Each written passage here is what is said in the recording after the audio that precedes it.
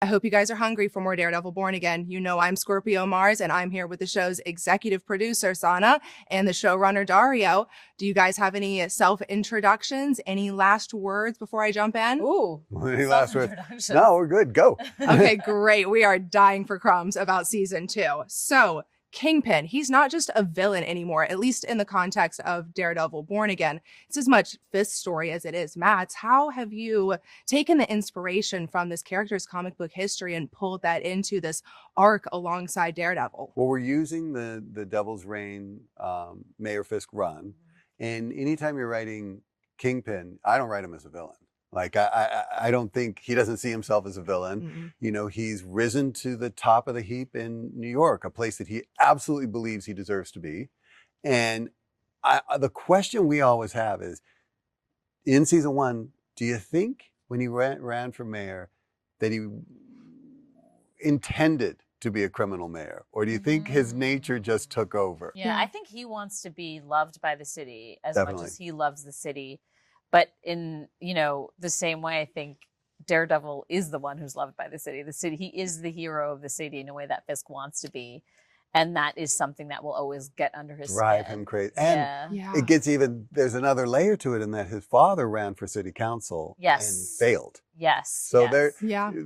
the mind of Wilson Fisk is a dark and twisted labyrinth. Daddy issues. It is a wonderful thing to explore. And even the concept of, in having a conversation, we can really only get to what's right and wrong if we can both agree on the operating definition of right and wrong. And that is what Daredevil and Fisk are constantly doing. I mean, they have 2 different definitions constantly, and it's a beautiful polarizing juxtaposition you've created between them. At the very least, the imagery of the show. We've really loved that. Red and white. Out of all that you've pulled from, it's an amazing legacy of comic books that you have, not just for Wilson, but for Daredevil's character as well. To, you know, name drop a few comic book icons: Ann Nocenti, Frank Miller, Charles Soule. How do you approach deciding what storylines to adapt in this? Well, that's kind of where it starts. Yeah. Like the fun, like it always kind of, so we're doing press on season 2 right now.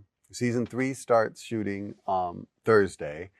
When we were doing season 1, we knew that we were going to be in the Mayor Fisk realm of that run. Charles Soule came into the writer's room a couple of times. And then the conversation will happen about, like, what about this from that run? What about this from that run? And as we head into a new season, we early on are like, here's what we're going to mine from. Yeah, I think the comics are the heartbeat and the lifeblood of so much of what we do. We try to obviously make it appropriate for live action, but at the same time, like, there are great rich stories. We were lucky to have Frank Miller come and visit us a couple of times.